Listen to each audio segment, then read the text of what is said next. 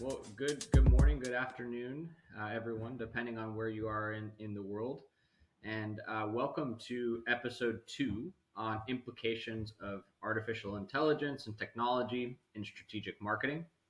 Today's episode is called The Good, the Bad, and the Future. And once again, I'm joined by my co-host today, Jim Donahue, who is a former strategic marketing leader from GE Renova. And we're going to be unpacking the role of AI in strategic marketing and how it's changing, where it's thriving, and also where it's stumbling. So, good afternoon, Jim. It's good to see you again. Thanks, Gabe. Good to be here.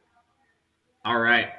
Well, let's jump right in. I think the first question which we have today, um, is this, right? So, Jim, how, in your opinion, if you look back on your career at GE Renova, how has strategic marketing and intelligence evolved from the days of, let's say, Mad Men style intuition to much more technology driven or insights driven precision?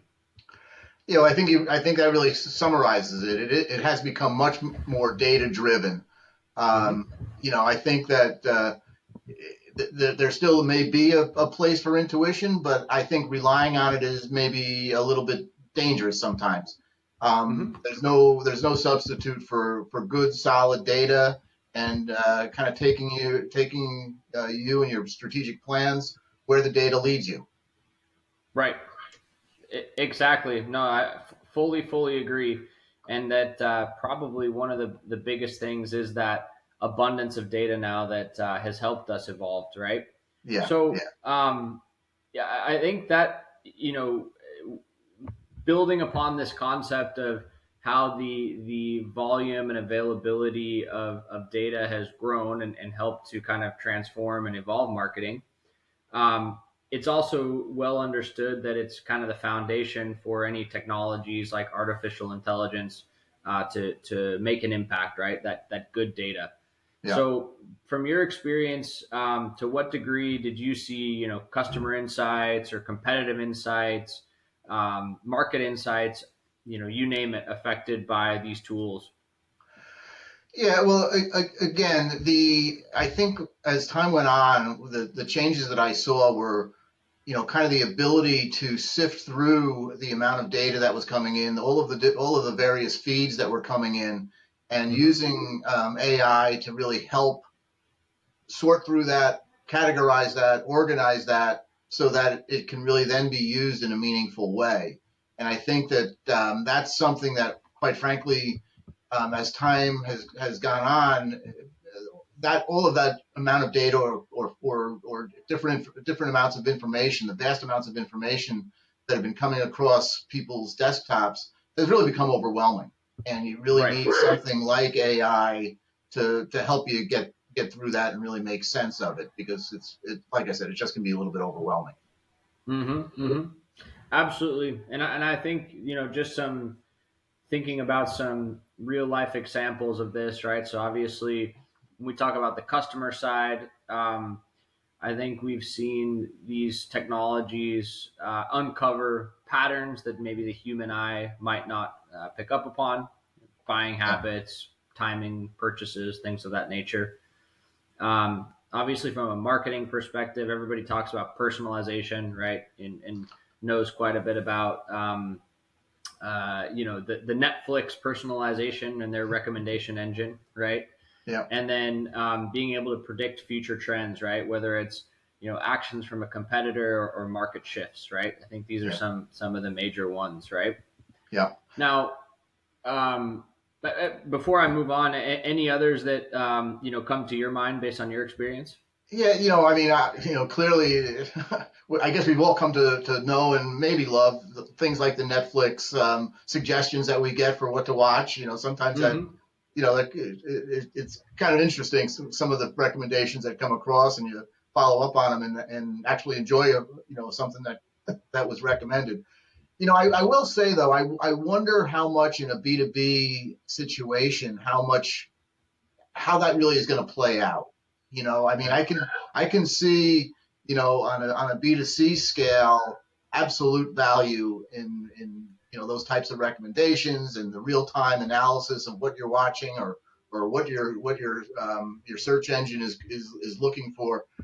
I'm a little less confident that has as big a role in the B2B space, and Mm-hmm. I guess it remains to be seen. Maybe it's just a question of time, but Mm-hmm. there are a lot of other variables rather than kind of the knee-jerk reaction to watch a Netflix movie. There are a lot of other considerations in a B2B environment that may not lend itself to that kind of real-time analysis quite as much. But again, remains to be seen. Great point, Jim. And I think that's a very accurate representation of what we also see in the industry. So surely there's some inspiration that you can take from B2B use cases or B2C use cases and do some, cross pollination of ideas, right? Yeah. But I think the relative importance of some of those use cases in the industries that you serve are much different, right? I think you hit it on the head, right? So personalized marketing for someone that's buying a piece of a gas turbine or some power equipment is a lot different than the personalized marketing I'm getting on my phone, because Travelocity knows I just booked a ski trip, right? Right. Right. It's just a different game, right? Yeah. Yeah. So, and I think this leads really nicely into actually the next question that we had outlined for this episode, which is, talking about based on your point of view in B2B, right? Where do you see kind of the strengths of traditional techniques, or maybe where technology has less of an impact, and then contrast that to where do you see tools and technologies really being able to help marketers and strategists the most? Yeah. So I guess I would say that traditional, some of the traditional techniques. I think that there still is a place for that. Again, the world that I came from at GE Renova was very kind of in many senses, it was kind of a small community. Even globally, it was a small community of customers, clients, and OEMs that were serving them. So there was a lot of kind of personal relationships that were developed. Our salesperson with their procurement manager, for instance. So those personal relationships, there was a lot of value in that. Mm-hmm. But I can see how AI could help to, on a broader scale, for instance, potentially help us understand what may be driving the purchasing decisions of a client. In other words, help us to sort through, their annual reports, their quarterly earnings reports, some of their statements that they're making publicly, to try and maybe glean from that some underlying um, uh, information that would help us better, quite frankly, to better serve that customer, because we have a better understanding through AI of what their needs are and really help them Yes.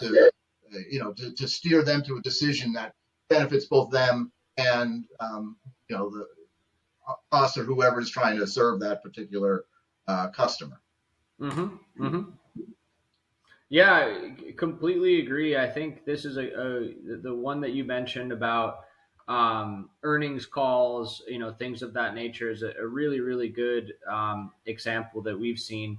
And I think, just to share a little bit of the perspective that I'm currently seeing in the industry is that, specifically given that a lot of the clients which I serve are coming from the B2B space, right? Yeah.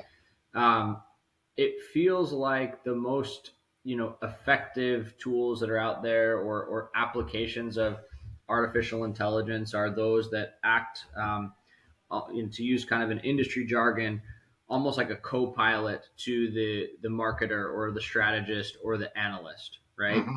Yeah. um, it's not like a pure play automated decision support system, but as you mentioned, again, just going back to that example on the earnings calls, if you can get um, a high percentage of an earnings call summarized in 20% of the time, and then free Right. up that other 80% to talk about, okay, what's the impact of this? What are some of the implications? What are some of the next steps? Right. Freeing up more time in the system for that human intuition and curiosity to jump in, I think is where we're seeing the most value as well. Yeah, I totally agree. And that's exactly what I'm getting at, is that, we can use AI selectively and to basically free up time to do the more creative side of things. Yes. Let the AI, summarize data, summarize information, summarize reports, give us a good summary, and it's amazing the summaries that the AI tools can generate, and then really use that, as you said, use the other 80% of the time to now let's overlay that with some intuition, with some experience, and really develop a good solution that works for everybody involved. Absolutely. So, kind of switching gears, but in a related path, right? Based on your experience, obviously you've spoken now about what are some good applications of using technology, or the human or traditional approaches, right? Have Yep. you seen any lessons learned that you can share about any pitfalls or mistakes that you've seen in the industry to help others, basically make the right choices around where and how to combine traditional approaches with artificial intelligence or technologies? Hmm. It's an interesting question. I guess I'm not sure that I have any specific examples that I can share that I know of. I can see, though. I can see, AI being like a sharp, like a knife. It can be a sharp tool, and it can be very useful, but it can also be very, very dangerous. And Right. I think that I don't necessarily have any specific examples of where I've seen it go awry, but I keep going back to the cautionary note that you get whenever you use AI, that double check our answers, because there may be some inaccuracies. And Right. maybe a personal anecdote.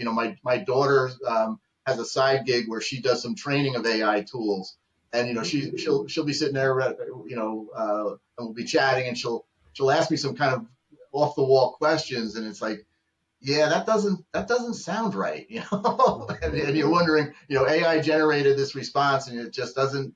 Even though I may not be an expert in that particular field, it just doesn't sound right. And Right.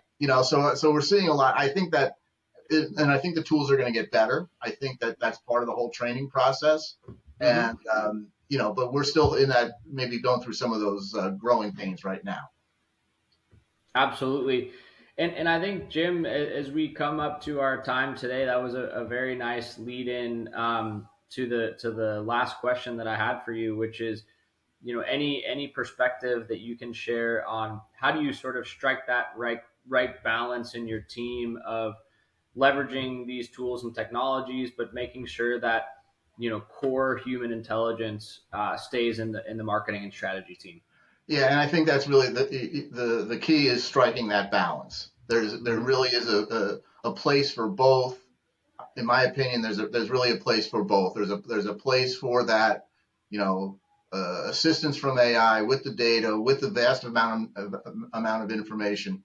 But again, still needing to overlay on top of that intuition and experience. Yep, absolutely. Very, very, very well said, Jim. So I know I have more questions for you, but we'll save them For the next episode. Yes, we'll save them for the next episode. And I think just as kind of a closing comment, just for everyone to think about their strategies and how to overlay the tools and technologies like artificial intelligence with the mind or the human intelligence. I think that's how to drive the needle forward for value. And in closing, again, thank you so much for being here today. And I'll invite our viewers, please share your opinions, experiences in the comments below. If you like the video, remember to like it, share it. If you see some other areas that you'd like us to talk about, please also share that as well. And until next time, thank you so much. All right. Thanks, Gabe. Nice chatting with you.